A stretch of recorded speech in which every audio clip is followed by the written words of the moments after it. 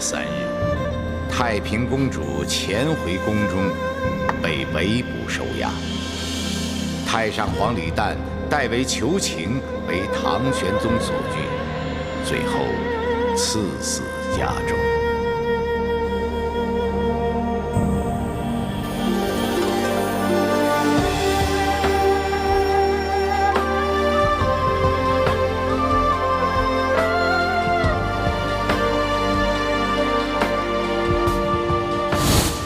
他日，朕并天之后，给朕去帝号，称则天大圣皇太后，与先帝同龄。丫头，你每年给朕焚香扫墓，好好打扫一番，知道吗？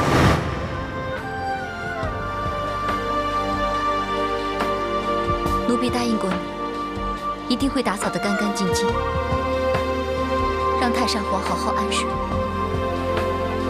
如今奴婢来了，这里的一切摆设，都是太平公主按照娘娘的喜好命人布置的，这样才能衬托出娘娘当世才女的身份。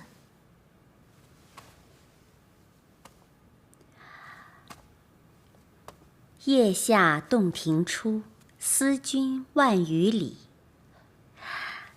这正是出自娘娘之手，最为脍炙人口，也是本宫最为欣赏的名篇佳句。本公主特意命人以诗入画，绘成这幅仕女图相赠娘娘的，不知娘娘觉得还可入眼？参见公主，免礼。承蒙公主厚赠，婉儿真是愧不敢当。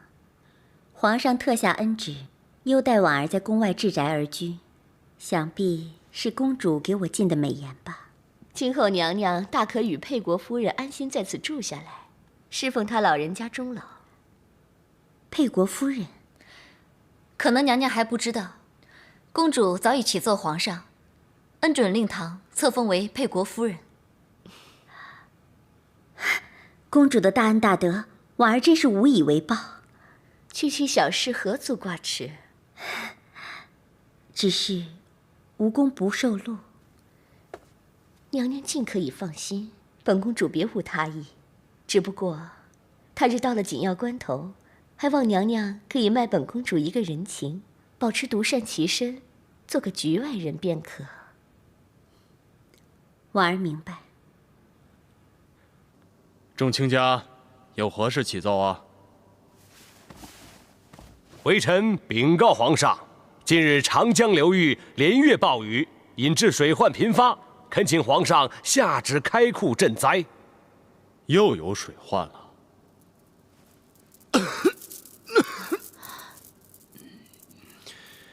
之前不是才上奏过，在京畿、河南、河东一带出现旱情吗？怎么天灾竟然接二连三的出现？莫不是朕有什么过失，或咎于天所致？皇上勤政爱民，一向奉行的是节俭，怎么会有过失之处？天意难测。众位爱卿，可有良策上息天怒啊？皇上，微臣以为，可在京郊筑坛，祭天攘灾。准奏，此事就交由礼部择一黄道吉日好好筹措吧。臣遵旨。礼部尚书，你要择好吉日，务必尽早上奏，好让本宫依制先行斋戒7日，随侍皇上祭天。臣领旨。皇后，朕体谅你为照顾朕日常起居甚为操劳，此等礼节繁琐的类人场合，朕就不必再劳烦你随驾前行了。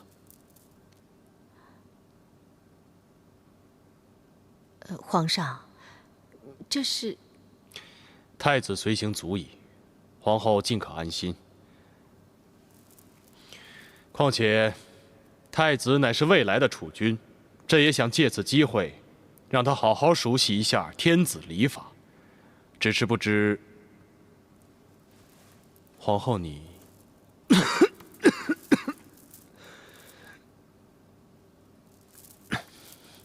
意下如何？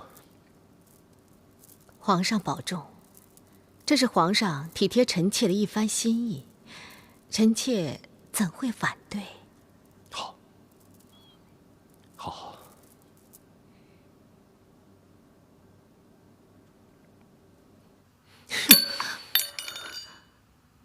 岂有此理！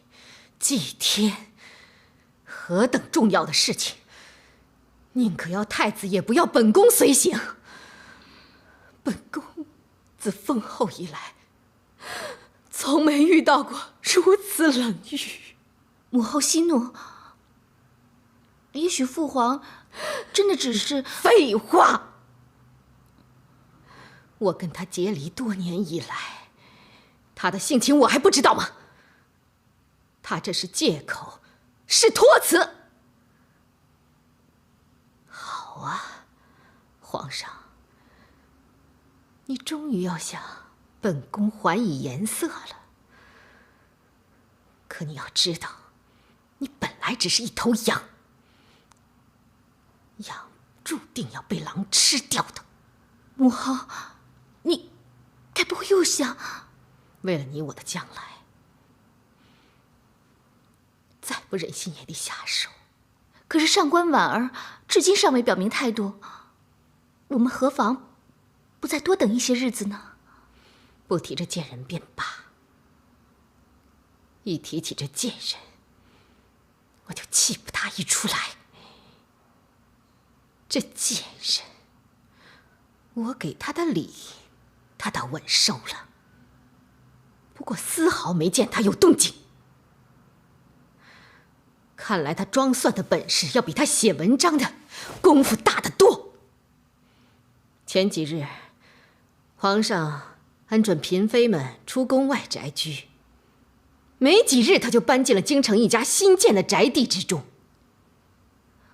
他的母亲郑氏又被告封为沛国夫人。哼，沛国夫人，种种迹象表明，有人在他背后安排了这一切，向他示好，跟本宫过不去。母后未免也太多心了点儿吧？这一切说不定只是巧合呢。无论如何，我们还是先把形势掌握清楚，方再定计也不迟啊。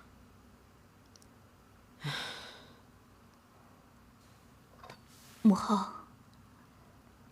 母后，喝茶。少废话！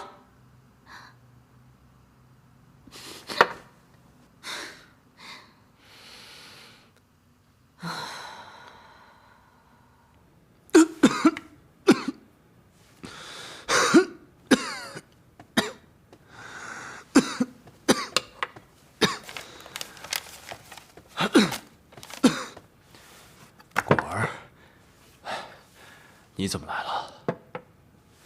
果儿知道父皇最近身体欠安，生怕奴婢们疏忽大意，打扰了父皇休息，所以把他们都给遣退了。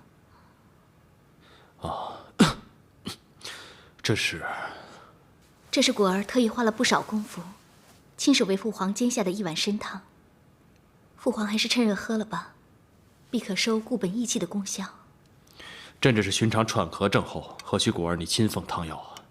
父皇，难道就不让果儿尽一点孝心吗？果儿自出生以来，未尝一日不让父皇操心。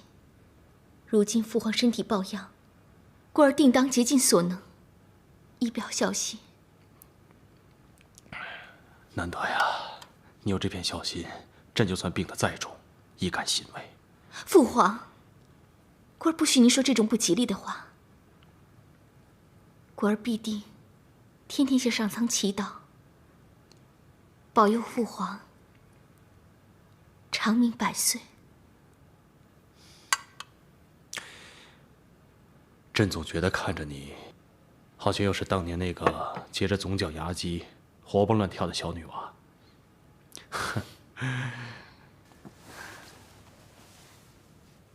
想当年，朕被贬为庐陵王，与你母后被放逐房州之时，朕是天天看着你牙牙学语、活蹦乱跳的，朕是天天教你识字、哄你睡觉。没想到，一晃多年，朕如今虽然登上大位，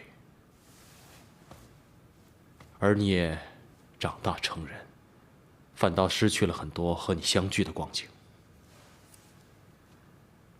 父皇是责怪果儿少在您膝下承欢吗？来，让果儿带你去一个地方。哦，快来，父皇，来，快点。果儿，这里是东宫所在的地方，你带朕来这儿做什么？切莫打扰太子休息。这个时候太子已经入睡了，不会打扰他们的。既然都知道时辰不早了，还来做什么？父皇，父皇，你还记得吗？当年您被皇祖母召还，复立为太子之后，我们一家曾被困于此。当然记得。当年母皇特意命人将四周围上黑幕，母皇之意就是要朕一家人与世隔绝。往事如烟，却仍历历在目。果儿想请您去看些东西。走。哎，果儿，来嘛。果儿，去哪儿啊？果儿，你这个丫头又要出什么鬼主意啊？待会儿你就知道了。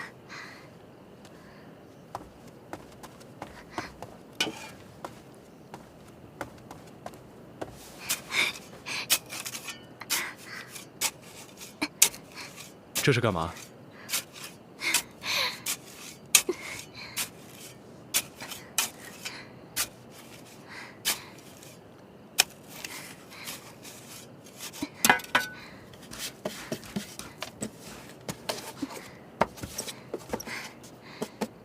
这是什么呀？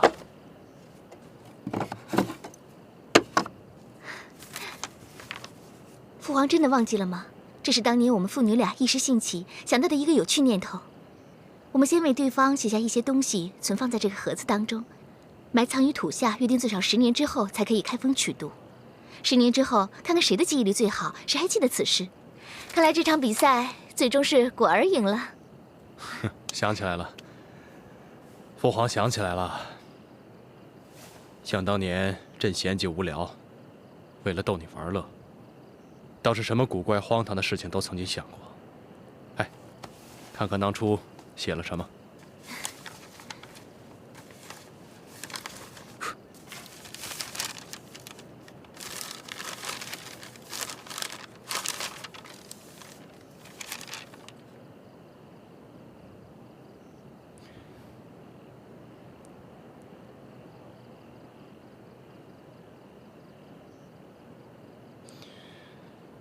果儿啊，你当时竟然把自己画得如此瘦弱，这也难怪。当年日子过得那么清苦，整日提心吊胆，终日食不甘味。但是果儿还记得，独有一道菜，每逢父皇吃过都会赞不绝口的。是吗？父皇，你又忘记了，那道菜就是洛阳燕菜。洛阳燕菜，是。每次一想到这道菜，朕忍不住就食欲大动，嘴角生津。可是自从朕登基以来，国事繁忙，好久未曾品尝过这道菜了。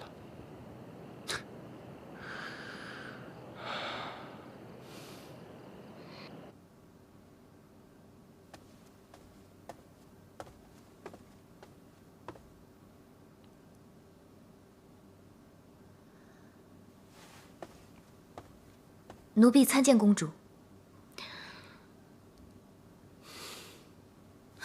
你来了，让公主酒后，奴婢自行请罪。不要啰嗦了，本宫叫你过来是有事要问你。奴婢洗耳恭听，知无不言。我知道你和上10局的人一向很熟，你可知道洛阳燕菜怎么做？启禀公主，孟福并不知道。公主莫非想品尝这道菜？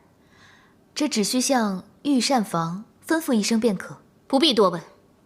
不知道就想办法去学。总之，我不管你用什么办法，尽快的学会，然后教我，明白吗？是。这些天我可累坏了，姐妹们，就是小鱼、丹华，我给你们带礼物来了。快，来，都有啊，大家不要抢。谢谢。给你的，谢谢。来，谢谢。哎，多日不见，你一来就这么破费，搞得我们都怪不好意思的。对啊，你也今非昔比了。只要你还没把我们这些昔日的姐妹给忘个一干二净，我们便十分欢喜了，何须这么多礼呢？你什么意思啊？你不要说话带刺啊！我们姐妹一场，难道我还不了解你吗？若是你这次是专程来看我们的，我们自然高兴；若是那位孟舍人差你来这儿送礼卖好，那就恕我们不领这个情了，还给你。哎，没有的事儿，你们两个千万别多心啊！真的？行了吧？你这是存心气我是吗？瞧你，这下倒真的惹他生气了，小心他回去啊，向孟舍人狠狠地告你一状。我才不怕呢！好了，你也别生气了，信你便是了。你有什么目的，就说出来吧。哎呀，哪有什么目的呀？不过是想你们了，过来看你们一下罢了。在这儿谁不了解你啊？你从来都是无事不登三宝殿，有什么事你就爽快地说出来，别在这儿拐弯抹角的。那我就说了啊，我想求你们教教我怎么做那个洛阳燕菜。这道菜可是当年太上皇最喜欢吃的一道洛阳名菜。据说这道菜呢，取材于河南农民所种的一种甘美肥硕的萝卜。据说呢，当年是有农民把这个萝卜作为神物进献到宫中，经由御厨一番巧思，把这个萝卜切成了丝儿，拌粉清蒸了9次，接着再加以火腿、虾米、鸡肉、紫菜等，然后再以上等的鸡汤烹成这道色泽亮丽、味道鲜美的御菜，呈给太上皇品尝。太上皇吃完觉得非常鲜嫩可口，可与燕窝媲美，便赐名为假燕菜。从此啊，便引来了各地争相仿效，终成洛阳名菜。哦，原来如此。哎，你为什么突然想学这道菜啊？哦，我也只是奉了公主之命来学这道菜。我猜想可能是公主突然又有了什么兴致吧，不知道又要玩些什么花样。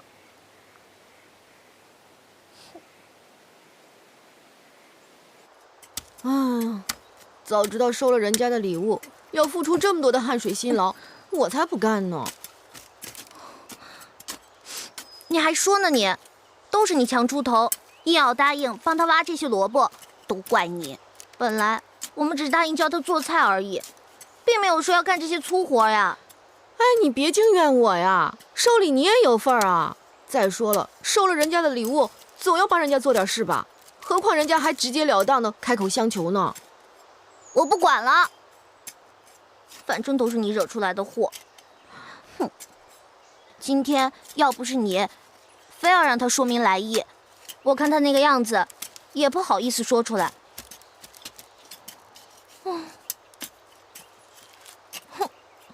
老天爷啊，我发誓以后我再也不贪心了。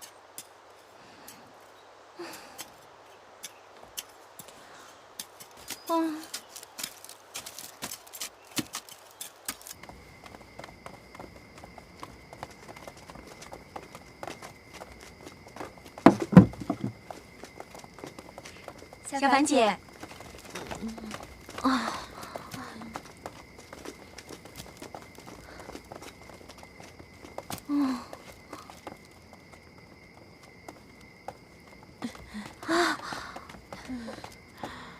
你们两个这是干嘛呀？小凡姐，我们今天真是倒了大霉了，平白无故的帮人家挖了一整天的萝卜。是啊，挖这么多萝卜做什么呀？因为我们要找到向洛阳东关出产的大白萝卜。什么？就是以前上师局的小庆啊，他说安乐公主平白无故的要学做什么洛阳燕菜。对啊。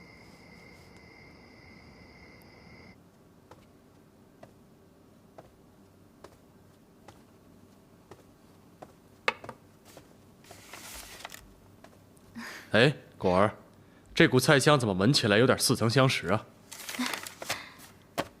父皇请尝。是洛阳燕菜，莫不是果儿你吩咐御厨特别为朕烹调的？不是，是果儿花费了好几天的功夫，去跟别人用心学的。真的？嗯，这道菜用材讲究，做工繁琐，岂不是太辛苦你了？为了让父皇一饱口福，果儿再辛苦也在所不辞。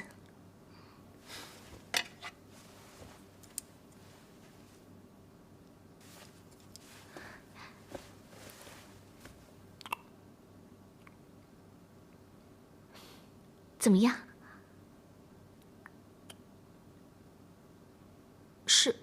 是不好吃吗？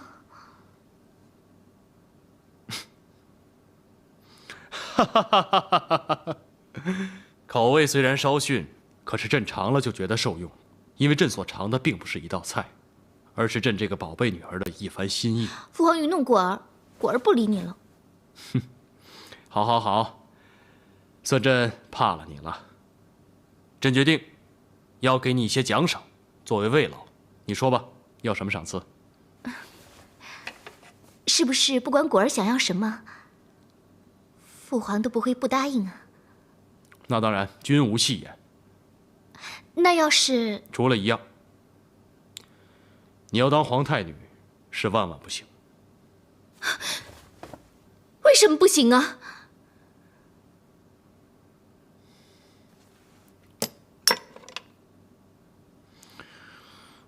无论如何，朕绝技不能容忍母皇之事再次重演。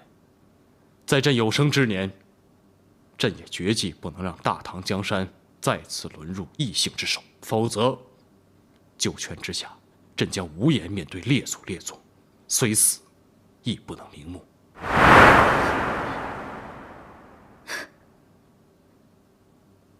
果儿明白了。果儿终于什么都明白了。果儿，你怎么了？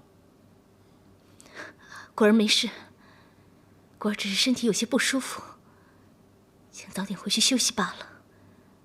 父皇，果儿就此告退了。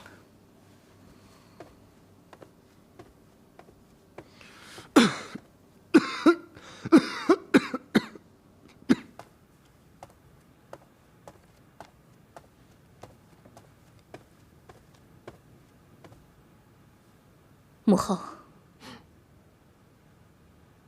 果儿，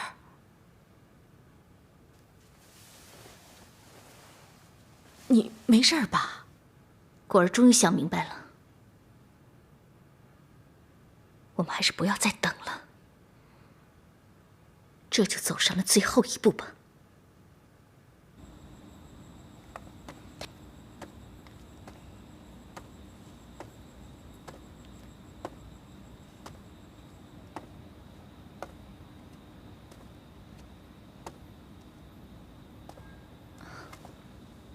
在想什么？想得这么入神？参见郡王爷。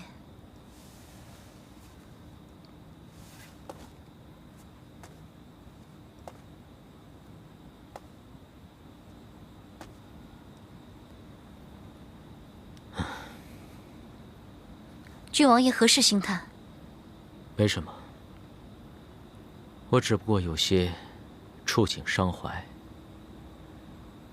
感叹物是人非罢了。请郡王爷不要再胡思乱想了。孟凡此来是有正事相告。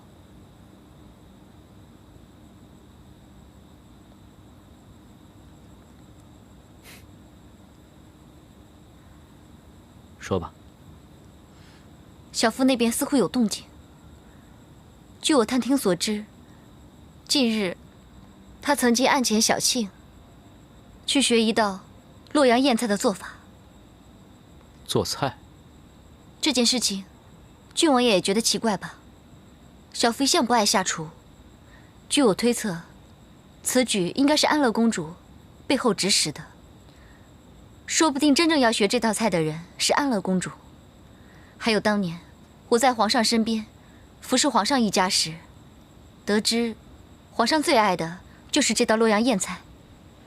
那安乐公主，她这么做的意思是？也有可能是安乐公主想讨好皇上，以邀取圣劝。她是想趁皇上还未决定是否立遗诏之际，从中左右圣意。想不到她未遂所图，竟然不惜用这等虚情假意的卑劣手段来蒙惑皇上。看来她已经逐渐察觉到，皇上对多年来一直受制于他母女的摆布，隐隐已经开始萌生了一股抗拒之心。如今我最担心的是，皇上一旦拒绝公主所求，以公主乖张的性情，必然不会善罢甘休。真不敢想象，公主会做出什么事情来。看来我们要加倍警惕，凡事一定要小心行事，留意她与皇后的一举一动，以策万全。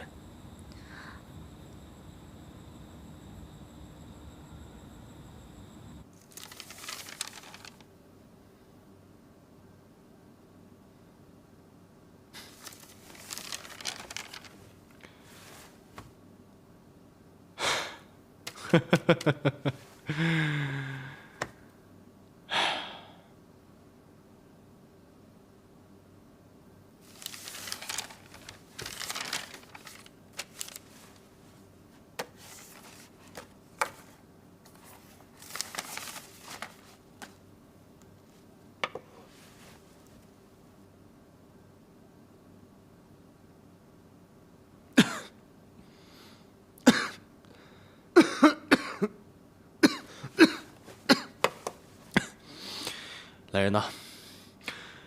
来人呐！来人呐！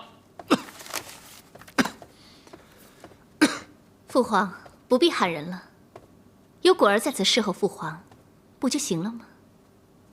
果儿啊，你怎么来了？父皇日夕操劳国事，也得保重龙体才行。你看这都什么时辰了，父皇还不回宫休息，还在彻夜的批阅奏章。果儿是担心父皇繁忙的连点心也忘了吃，肚腹空空，无以疗饥，哪来的精神体力应付呢？所以果儿特地做了一些蒸饼，送来给父皇果腹的。好，甚好。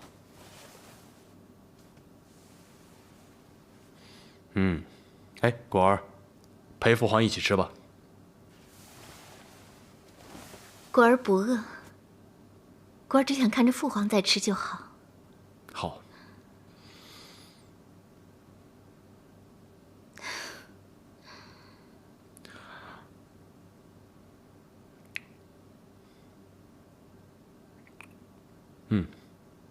好吃。果儿啊，朕连夜思量，有几句不大中听的话，但实在不得不跟你说说。你要知道，天下之事物，有很多在你得到手之后，回头一看，才会发现远远不及还未到手之际憧憬的那般美好。你不妨试着回想一下，在你还是个不懂事的小女娃的时候，应该有不少这样的感受。你每当看到一个新玩意儿，你总是千方百计、不依不饶地要把它弄到手。弄到手了，把玩几遍之后，才会发现也不过如此，甚至……父皇不必说了，果儿明白您的意思。好，明白，明白就好。好吃。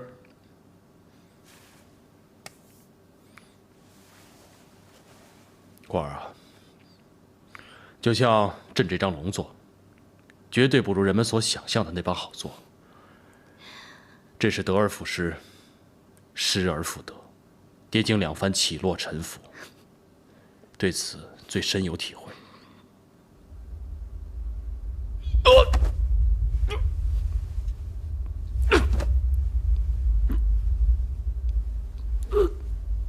怎么回事？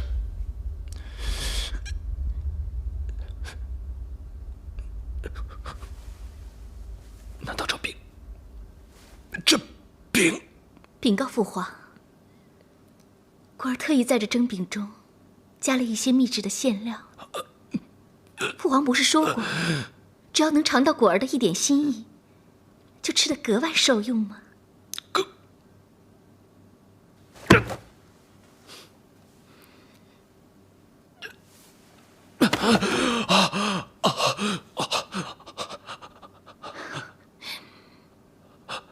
果儿，你好狠的心，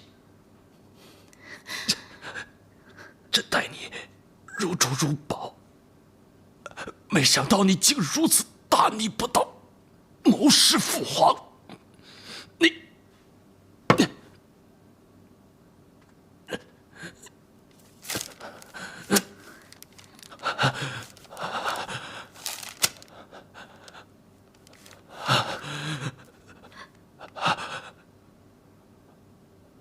为什么？你告诉朕，为什么？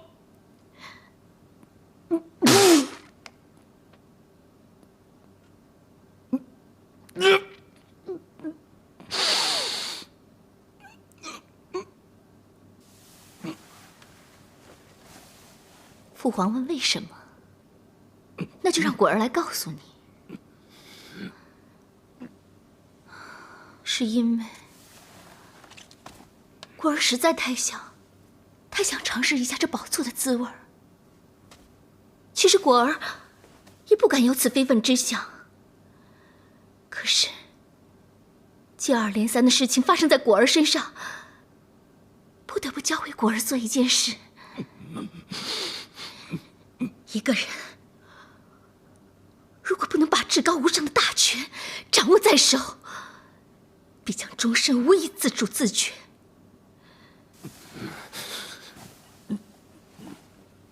就好比当日，正因为我无权在手，才会与樊良生生拆散。可是如今你却对我说，到手的东西还不如未到手的好，你坐这宝座坐得一点都不自在。可是我要告诉你，皇帝如果都不好当，那当一个任人宰割、无权无势的小角色，岂不是10倍100倍的难当？父皇，你明白吗？我是下了狠心了，不把皇权拿到手，誓不罢休。不管是谁，有谁阻挡，我就让谁死！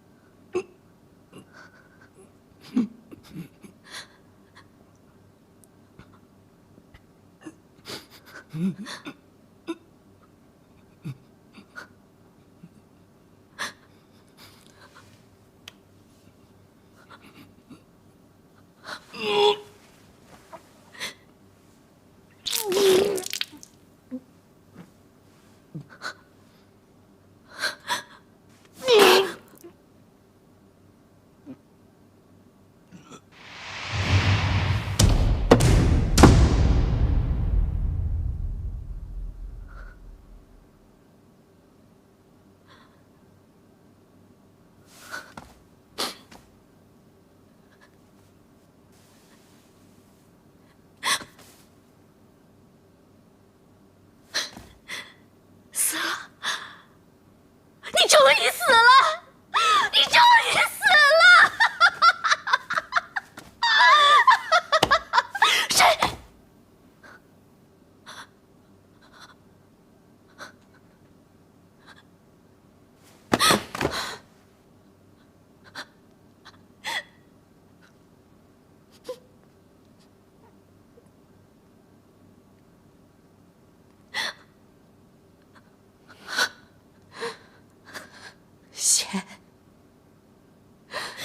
贤，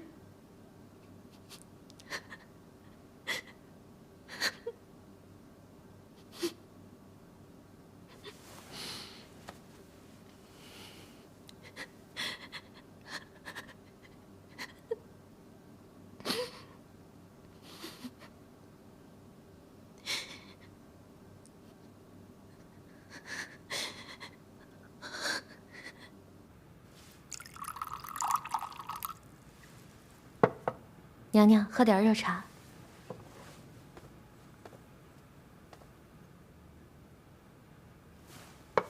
怎么了？总觉得今夜心绪不宁。今夜月色皎洁，静如深海，应该不会有什么事情发生。皇后娘娘安乐公主驾到。皇后跟公主连夜造访，一定有事。小月，你先下去吧。奴婢遵命。母后，慢点。臣妾参见皇后。免了，免了，妹妹。姐姐，发生什么事了？妹妹，皇上驾崩了。皇上已经龙驭宾天，这事情怎么那么突然啊？你不是有什么怀疑吧？昭容不敢，只是奇怪，皇上是怎么死的？皇上在神龙殿批阅奏章，忽然疾病去世的。母后，皇上竭尽辛劳，鞠躬尽瘁，尽力于国事，死而后已，求人而得人，无怨矣。是啊，皇上走的实在是太仓促了，以至于都来不及找妹妹去草拟遗诏。幸好皇上病天之前留下了圣谕。皇上临终前留有圣谕？是的，皇上的圣谕是要本宫继任大唐皇帝之位，立安乐公主为皇太女。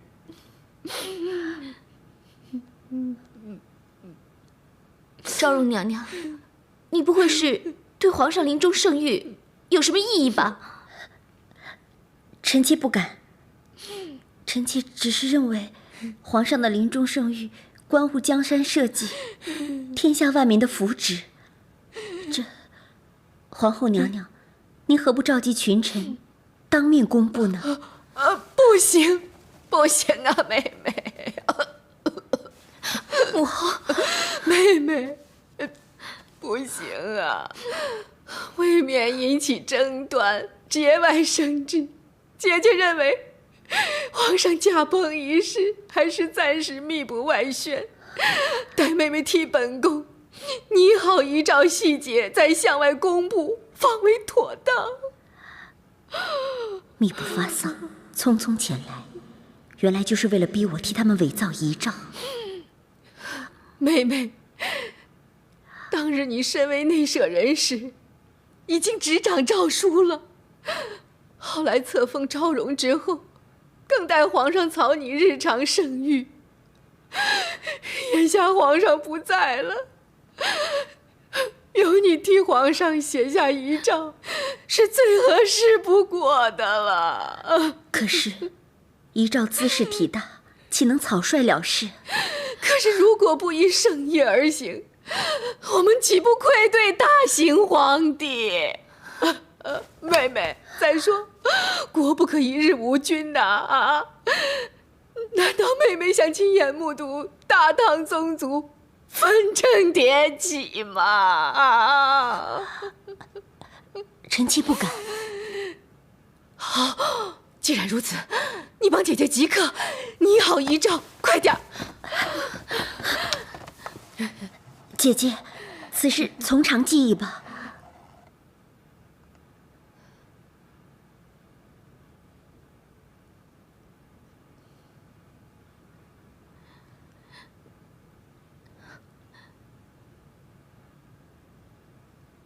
这皇上到底两个什么来呀？还得处理朝政，这都2个时辰了，皇上还过来，这出什么事啊？是啊，哎，这公公，皇上圣谕，因皇上龙体不愈，正在神龙殿休养，不能临朝听政，诸位亲家可以退朝了。退朝？皇上也不知道什么情况，为什么会皇上？皇上抱恙，不足为奇。可为什么要选择留在神龙殿休息？假如皇上要休养，也应该返回紫宸殿才是。你有没有去神龙殿探望过皇上？我本来想亲自探望皇上，可是守卫传话，皇上静养不得打扰，我也没有办法。你怀疑皇上出了什么事？我不知道，不过我担心，事情恐怕没有这么简单。可是碍于身份，我也不便行事。你想让我帮你打探皇上的消息？现在宫中最多的就是宫女，最懂打探消息的也是宫女。你在宫中人脉甚广，要让他们打探神龙殿的消息，相信不是一件难事。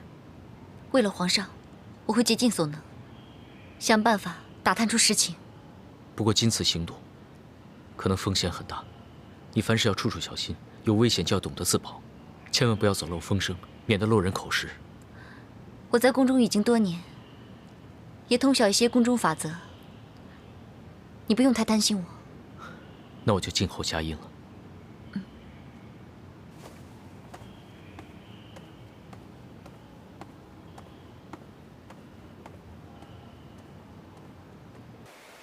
小鱼，大华，哎，小凡姐，嘿，你这个上姨不忙吗？怎么会有空来看我们呢？皇上龙体违和，终日在神龙殿休养，宫中一切大小事务都尽量从简，所以我也乐得清闲，过来跟你们大家叙叙旧。难怪听人家说小病是福，不过这可是大家的福哦。哎，你小心说话呀，这样可是犯了大不敬哦。皇上的病情应该不会那么严重吧？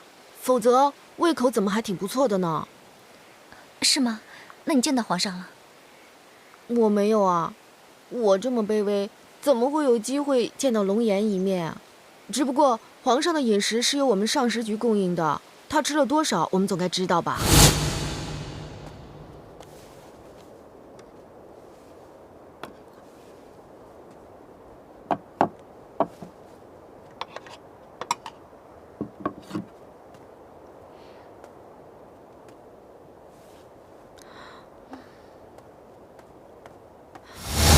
所有餐具上也没剩下多少饭菜了，你们说，皇上的胃口是不是挺不错的呀？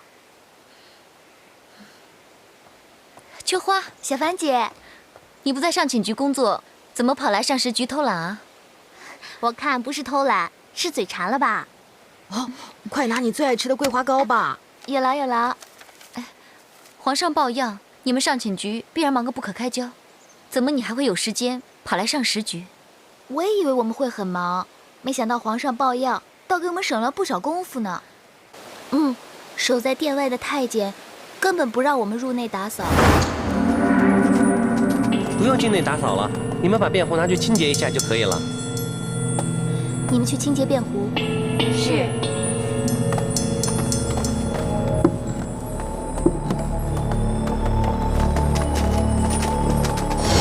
连寝宫也不用花费功夫清理，真清闲呀！哎，小凡姐，我要去蓬莱殿送膳食了，你请便吧。哎，昭容娘娘不是一个人吗？干嘛要准备这么多饭菜呀？昭容娘娘要吃什么便是什么了，我没有岂敢过问。说不定啊，有小孩子也不一定啊。我去送膳食了。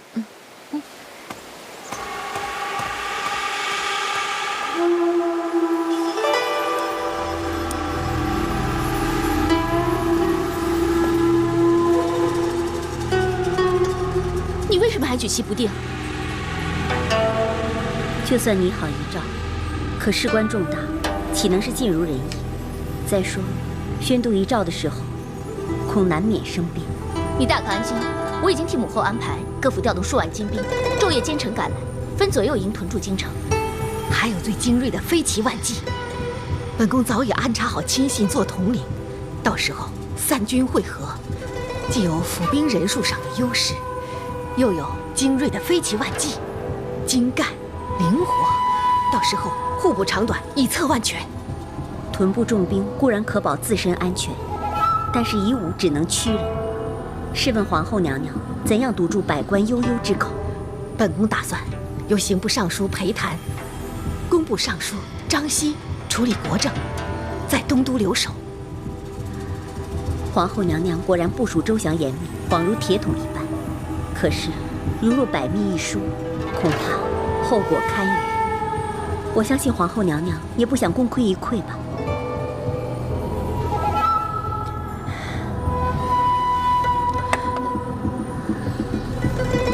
容我再想一想。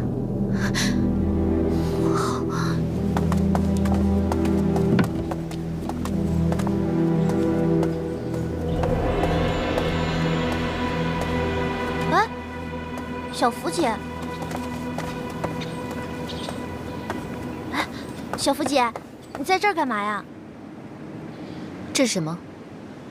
这些是吃的呀。把它交给我吧，我帮你拿进去。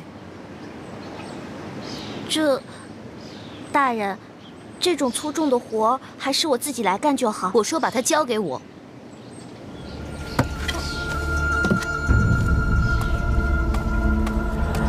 你拿就你拿嘛，难不成我还跟你争啊？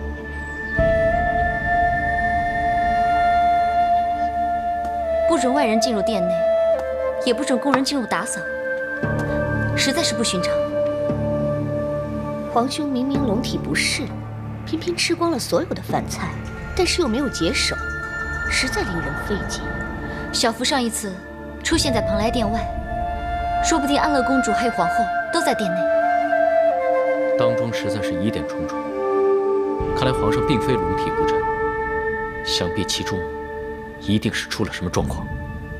难道皇上已经遭人毒手？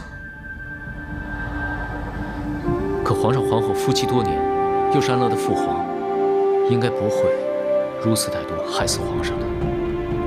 可皇后也却非等闲之辈，她最喜欢效法当年的母皇，尤其是母皇的狠毒。不，她自觉可以比母皇做得更加心狠手辣。母皇只会杀自己的儿孙，她或许会做得更加绝。那我们应该怎么做？我们根本进入不了殿内。拨开云雾，才可以得见青天。看来我们是时候当机立断了。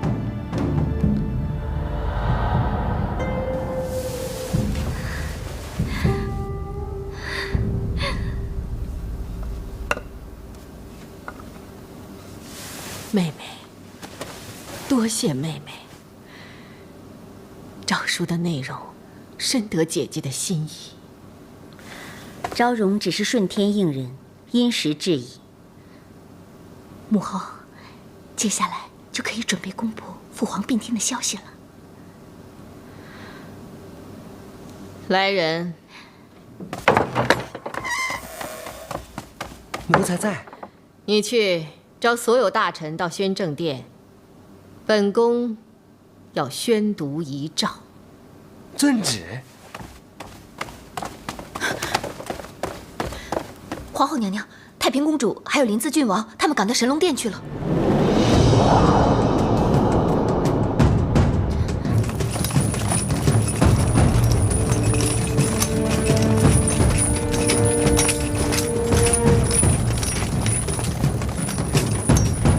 站住！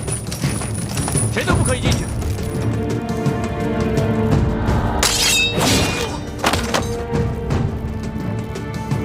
挡我者死！本公主在此，谁敢无礼？让开！皇上，在，守在这里，没有我的命令，谁都不准进来。是。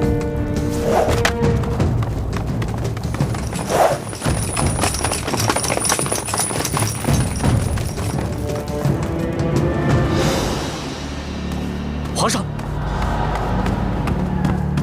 皇兄，皇上，皇兄，印堂发黑，看来是遭人毒害的。你好歹毒，皇兄，你死得好惨。皇兄，已经一人在人，为何还不能放过他？皇上，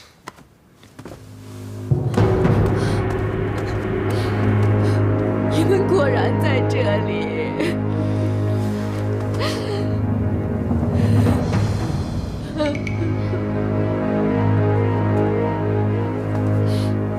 告诉我，皇上到底是怎么死的？今日皇上龙体不适，御医诊治多日，仍未能根治。昨天晚上，病情急转直下，最终还是大刑并天了。母后，皇上是因病驾崩的，是什么病？吃了什么药？皇上病天之时，谁在身边？谁可见证？你们这话是什么意思？如果不相信的话，大可以召御医来证实啊。如果皇上真的因病驾崩，为什么皇后没有马上公告天下，反而密不发丧？皇妹呀，皇上抱足病天，毅然发丧，只为引起胡乱猜测，谣言四起，倒使天下大乱，社稷难有安宁。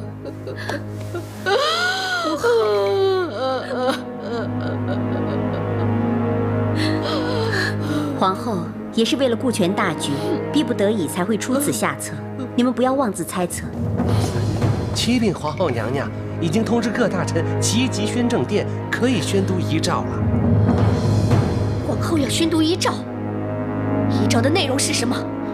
今晚不弄清楚遗诏内容之前，咱们谁也别想活着离开这里。那就把一切都说个清楚吧。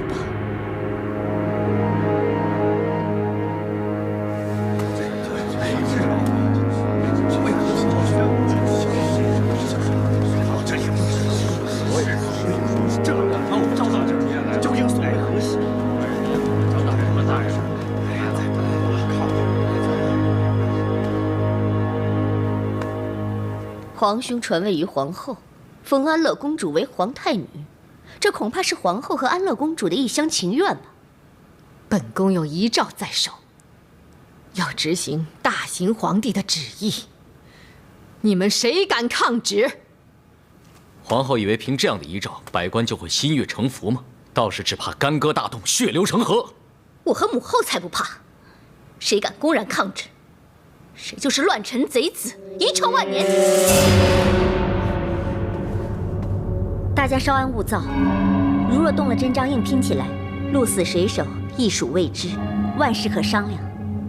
本公主并非贪图权位，既然是皇兄的地位，要是不传给太子，那就传给八皇兄吧。八皇兄，他有什么资格做九五之尊？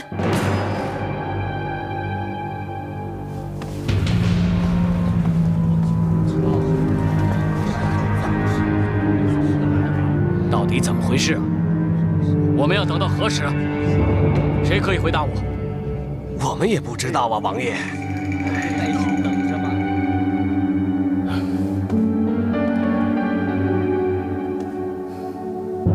说到底，你们认定大唐只是李氏的天下吗？大唐本来就是李氏天下，由李氏继任理所当然，又岂容他人指指点点？哼，武士当政，媲美李氏，所以并非只有李氏才能称帝。李氏乃是大唐皇室正统，旁人不容置喙。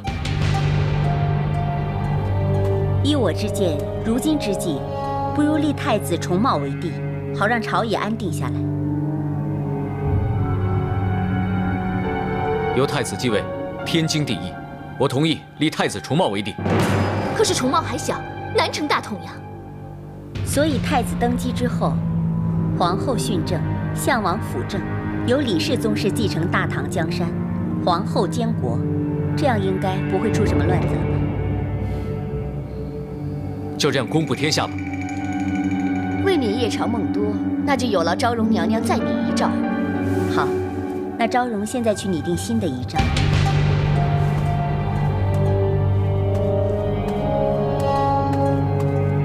皇后不是召集了群臣聚集宣政殿吗？当务之急，我们还是先把事情向众位大臣交代清楚才是。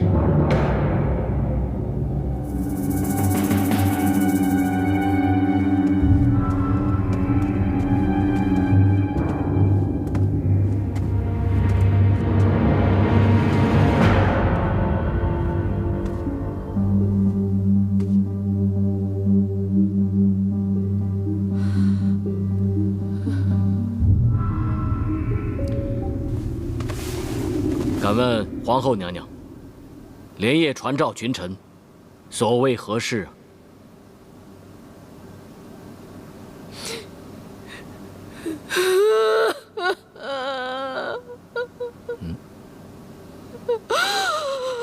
皇上疾病不愈，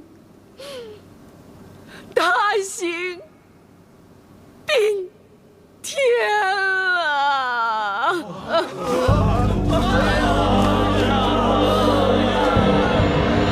皇上，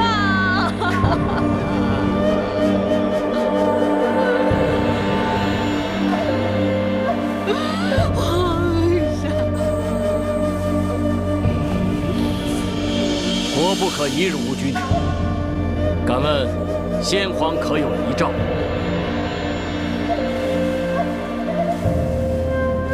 明天自会宣读皇上的遗诏，然后挑选良辰吉日，让太子登基。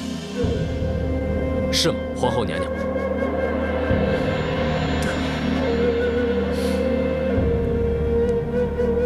众爱卿，先行回去。谢皇后娘娘。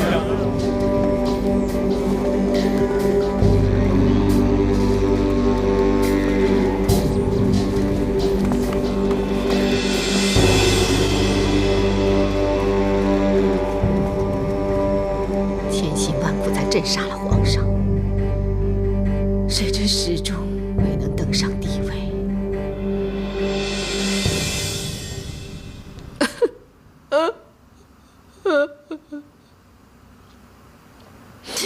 怪只怪我错里着急呀！我未能充分布置好兵力，让太平隆基有机可乘，逼我放弃登上帝位，到如今是功亏一篑。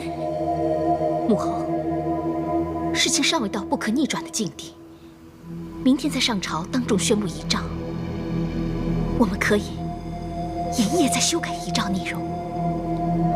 不行，群臣已经知道太子要继位了，而且我们跟他们约定在先。如果我们出尔反尔，他们会翻脸无情的。就算要给太子继位，起码也不能让八皇叔他们跟我们分庭抗礼。只要等到明天，待所有的兵力都集结好，到时候我们谁也不用怕。我始终担心逼虎跳墙，他们不会就此罢手的。明天我会亲自领兵，埋伏在殿外。母后依旧上朝宣读遗诏。如果姑姑和隆基他们有所不满的话，待他们离殿之后，就趁这时一举击杀，免除后患。只要他们二人一死，大局既定，谁还敢阻碍我们两个？到时，母后你只等机会，将新帝废除，再行登上帝位，就可以立女儿为皇太女了。这不是个千载难逢的好机会吗？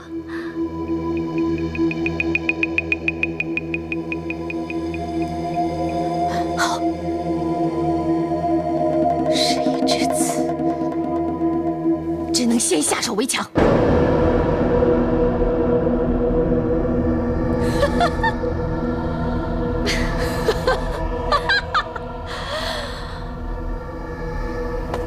皇上真的遭到毒手，凶手就是皇后跟安乐公主。显然是他们二人密谋弑君篡位，可惜苦无真凭实据，否则早已将他们二人正法，以为皇上在天之灵。想不到安乐公主竟然变得如此心狠手辣，连自己的父皇都不肯放过。今天的她早已经变得利欲熏心，再也不是昔日我们所认识的那个天真无邪、善良的安乐公主了。幸好我们及时阻止了他们宣读假遗诏，否则让他登上帝位，恐怕只会有更多的生灵涂炭。虽然说好让太子继承大统，不过恐怕依然不太稳当。依我看，还是让太子尽快登基，以决此二人的痴心妄想。跟弑君篡位的人协议，无疑等于与虎谋皮。恐怕没有等太子登基，他们已经篡夺皇位了。只要明天当众宣读遗诏，到时候哪怕皇后有天大的胆子，也不敢在群臣面前公然违抗圣意的。对，只要群臣站在我们这边，亮那二人也不敢做出什么事情。总而言之，明早上朝，我们见机行事。现在时候也不早了，我看我们就此告别，准备明天跟皇后好好周旋吧。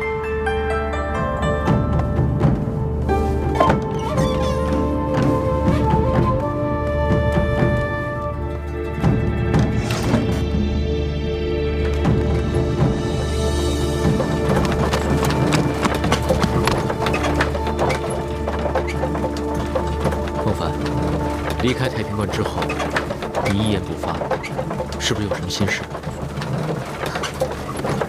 我始终担心，皇后跟公主绝技不会如此顺从。明天宣读遗诏，恐怕又是一场血雨腥风。你说的对，皇后固然老奸巨猾，着实令人担心。不过我更担心的是姑姑。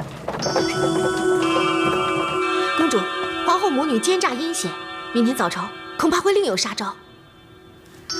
当然有这个可能。既然如此，刚才你和王爷何不商议一下，早做准备呢？跟皇后商议是与虎谋皮，跟龙姬商议是水中捞月，白费心机。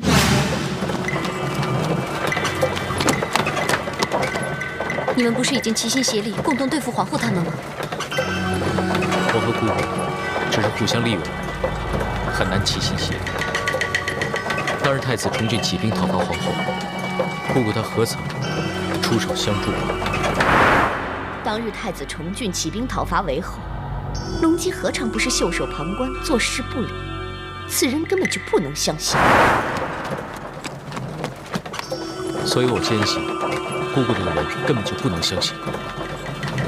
可是，假如明天有变，你一个人应付得了吗？还有一整晚时间，明天的事情，明天再做打算。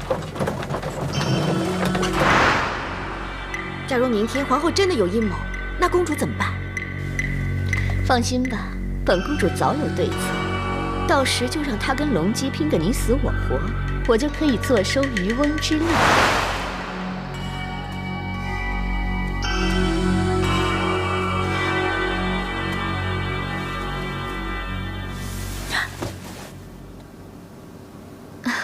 没事，继续吧。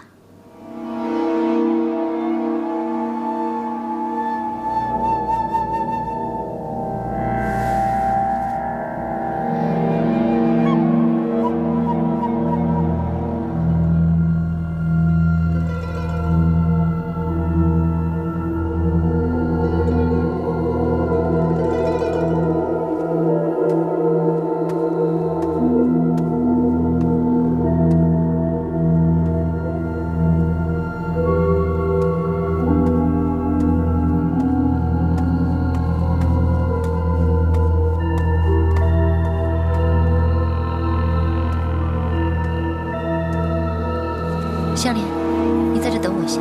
好的。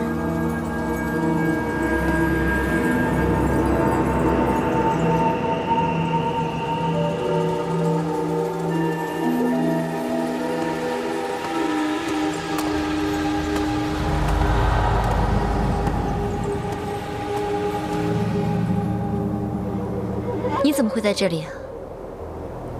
你在这里又做什么？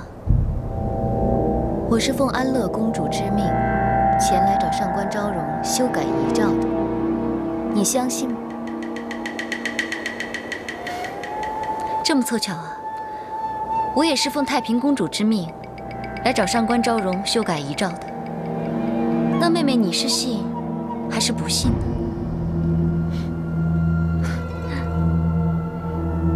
无论何时何地，我都还是那么喜欢看到你的笑容。谁不喜欢笑到最后呢？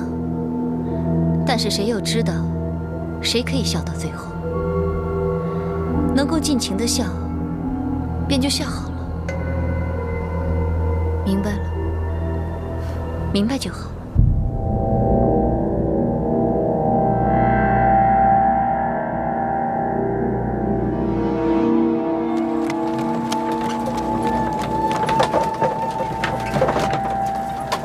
刚才孟凡说，他是奉太平公主之命，去找上官昭容修改诏书。你相信吗？真的也好，假的也好，现在的孟凡已经不是昔日那个不会撒谎的孟凡，连你这个妹妹都看不透的孟凡，还真是变得不简单。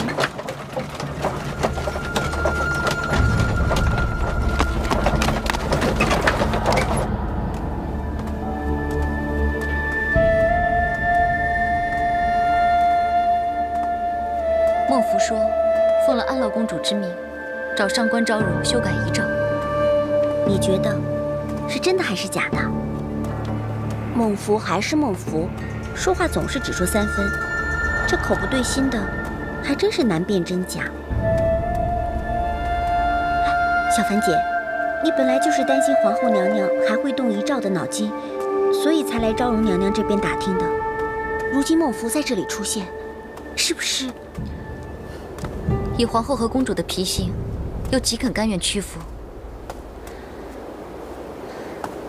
看来明天，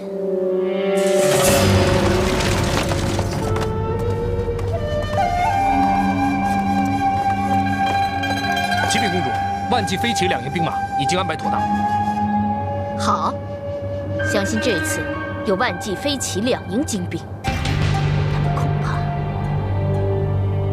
差胜难逃了。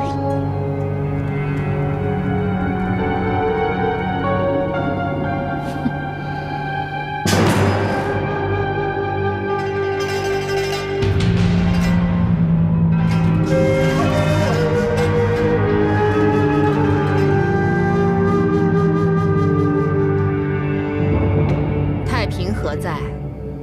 回皇后娘娘，大行皇帝暴卒变天，公主殿下昨晚伤心过度，抱恙不适，未能临朝，还请皇后娘娘恕罪。项王李旦也不在殿内，不知道会不会出什么岔子。未免节外生枝，顾不了那么多了。马上宣读遗诏。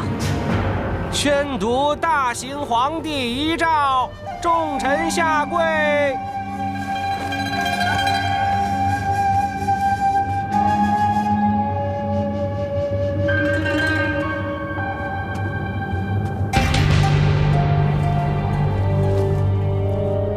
奉天承运，皇帝诏曰：朕以良德，承嗣披基，夙夜孜孜，寤寐不皇，惟久远之国计，疏之尽之。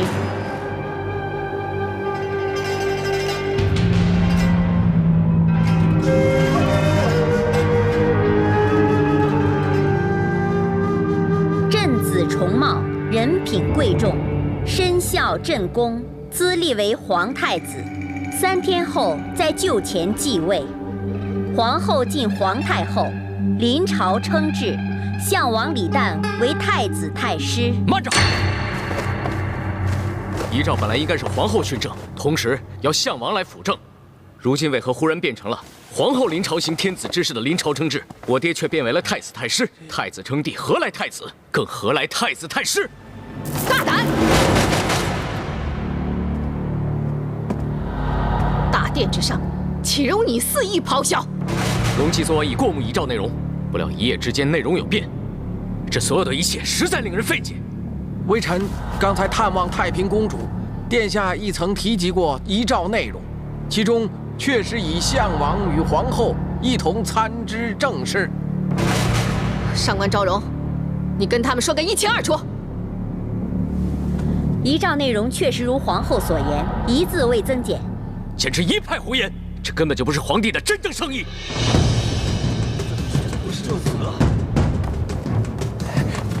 公主殿下，皇后让奴才前来告诉您，做好准备。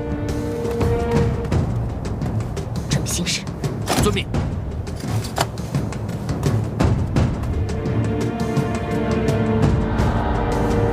同茂上幼，由项王一同来辅政，最恰当不过。难道本宫就不能独立扶正吗？皇后娘娘，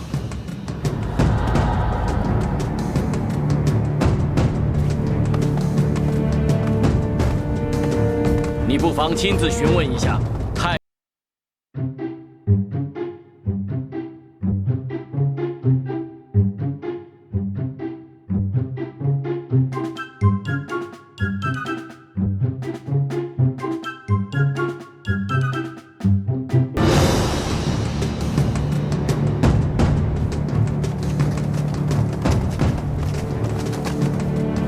准备行事。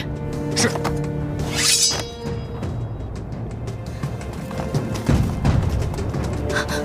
且慢，公主，现在是大好时机，现在不出兵，要等到什么时候？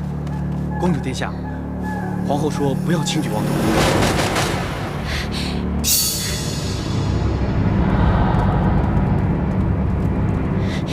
撤兵？你说什么？我说撤兵！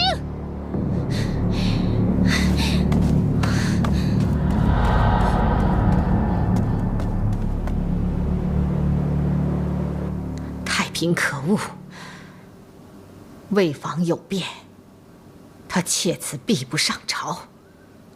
李隆基父子更是可恶，竟然带着太子来上朝。其实就算重茂在场，要杀掉班皇叔父子，也非难事。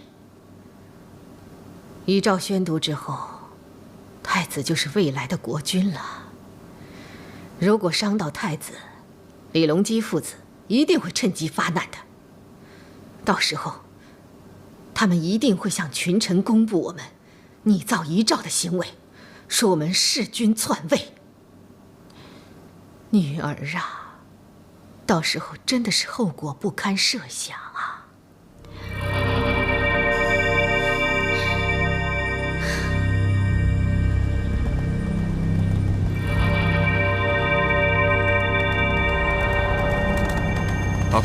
参见公主殿下。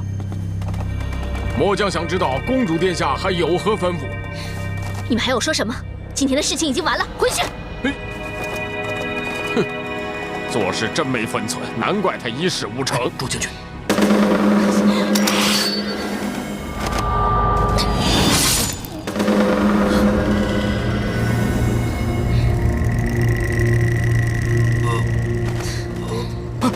朱将军，朱将军，哼，看谁还敢说三道四！朱将军，朱将军，朱将军，朱将军。公主料事如神，安乐公主果然暗藏伏兵，不过终究没有行动。本宫料事如神，却不惧隆基随机应变。他竟然利用太子来保全他们两父子的性命。你把我的亲信将领都召来见我了吗？他们现在正在赶来。公主是准备行动了。皇后的兵马已经安排妥善，如今大动干戈，早已失去先机。那公主打算如何？先求自保，再等候时机。等？没错。不过相信我们不会等太久的，因为我可以等，可是其他人急功近利，不会甘心等下去。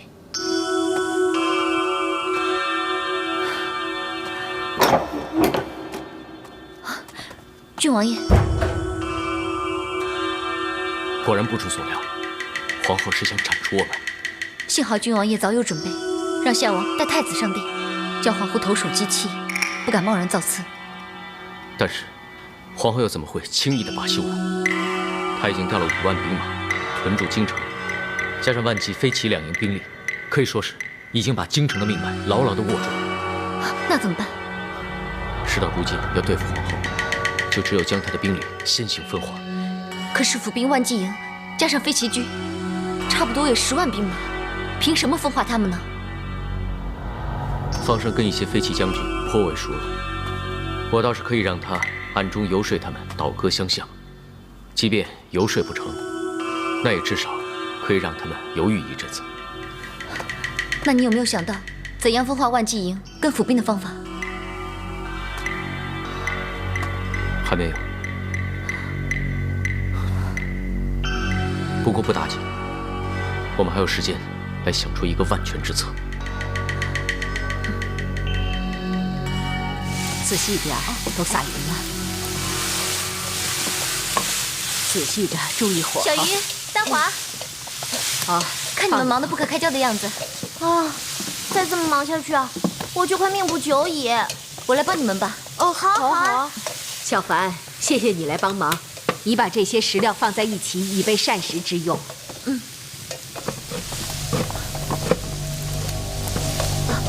对了，姑姑，上时局为什么突然一下子要做那么多饭菜啊？安乐公主啊，竟然一剑杀死了万骑营的朱将军，现在其他将领都快要兵变了，所以皇后娘娘为了安抚这班将领，我有特别设宴款待他们，希望替公主补偿一下，收买军心。一顿饭就想抵一条人命，娘娘可真会精打细算。孟凡，你什么时候学的这般冷嘲热讽、挖苦别人起来了？终究是一条人命啊！如果连句公道话都不可以说，那她不是太可怜了？你呀，永远也改不掉这口无遮拦的老毛病。在这宫里头，要说可怜的人，又何止他一个？你能为每个人都说公道话吗？那样你的人头不知要掉多少回了。良心话，还是放在心里说好了。哎呀，好了好了，你们不要再为这些不相干的人悲秋伤春了。我觉得现在最重要的是，我们应该想一下，怎么能做一些菜来讨好那些万骑营的将军们。都不知道他们到底喜欢什么样的菜色。不如就做一个特别的烧八件。烧八件，烧八件，这是南诏的名菜，听起来还蛮有地方特色的。不用多说了，就做这个吧。幸亏小凡姐来了，我们才不用挖空心思想菜色。好，那我们就忙起来吧。好。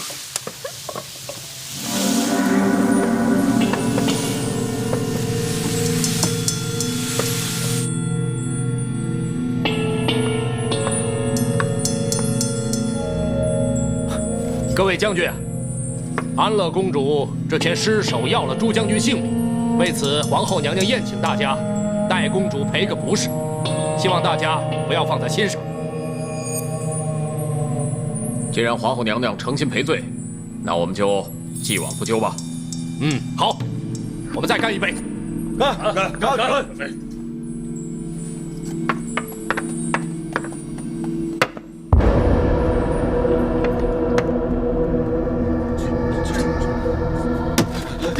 这是什么意思？把这里都清理干净了。知道了。小鱼，哎，把刚才没用完的食材送出去保管好。好的。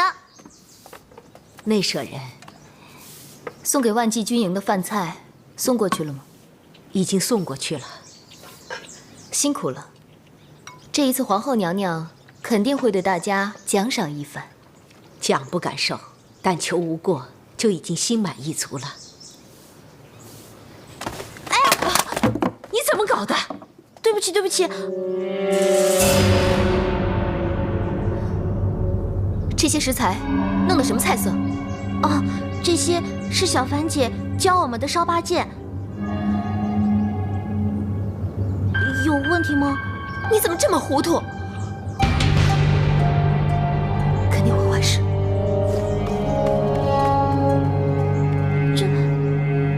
太小心了，根本没有把朱将军放在眼里，真是奇耻大辱！不能这么玩，不能容忍这件事。各位将军，稍安勿躁，稍安勿躁啊！皇后娘娘今次设宴，竟然以烧八件做菜色，究竟是一心为安乐公主赔罪，还是有心挖苦我们？敢问陈将军，烧八件有何不妥？烧八件就是猪腰子、猪心、猪肚头、猪耳朵、猪唇、猪舌、猪尾巴、猪大肠，全部都和猪有关。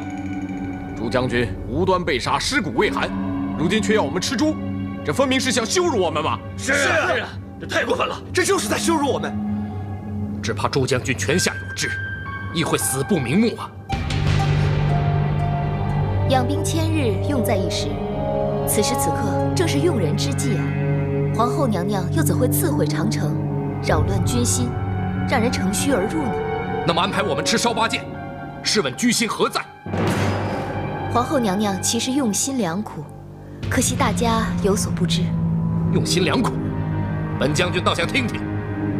朱将军乃良将忠臣，这次不幸身亡，皇后娘娘跟大家一样，都是痛心疾首，希望各位可以明白这一点。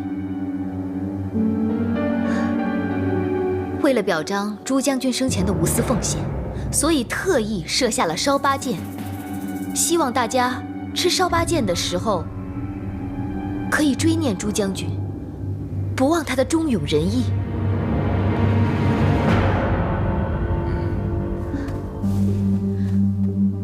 朱将军乃是我大唐的骄傲，值得我们敬仰。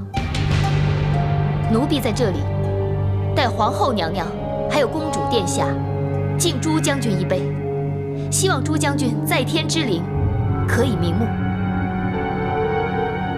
好，我们敬朱将军一杯。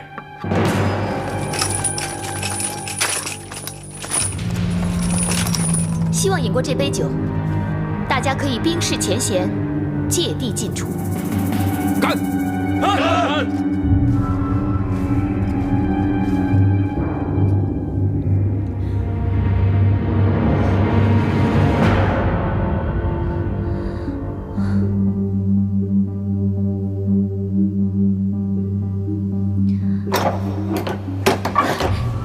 你回来了，没有让皇后的人发现吧？放心吧，没有任何人知道我暗中行事。怎么样，万纪营看见烧八箭，他们应该不会善罢甘休吧？当然了，整个万纪营可以说是上下一片震怒。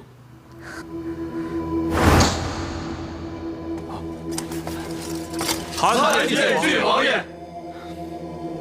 不必多礼。未知郡王爷突然到来，所谓何事？龙吉实不相瞒，今次冒昧到来，只是希望几位将军可以弃暗投明，共襄义举。大秦皇帝并天未己，可就凭刚才郡王爷所说的话，已经难逃大逆不道之嫌了。皇后觊觎皇位之心，路人皆知，难道未有犯上大逆之罪？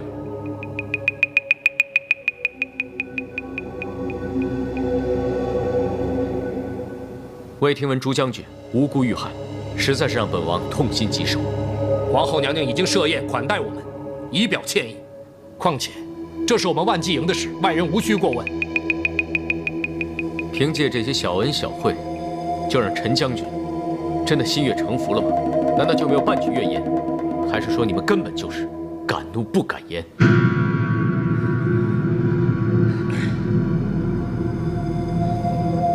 陈将军，皇后和安乐公主都是心狠手辣之人，我敢说你们其实早就心中有数。你们万纪营今为所用，只怕他人鸟尽弓藏，落得一如朱将军的悲惨下场。难道你们就真的甘心吗？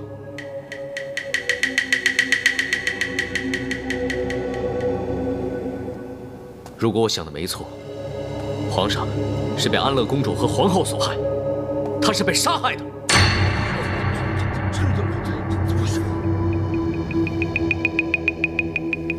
各位可能有所不知，皇后心中的真实想法是打算效法当年的武后，自己登基称帝。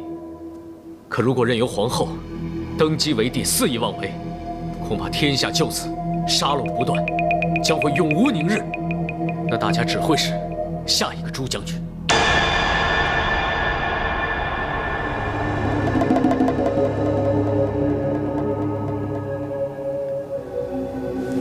现在正是我大唐生死存亡之际，你们万纪营理应站出来，正社稷之危，解苍生之苦，救百姓于水火。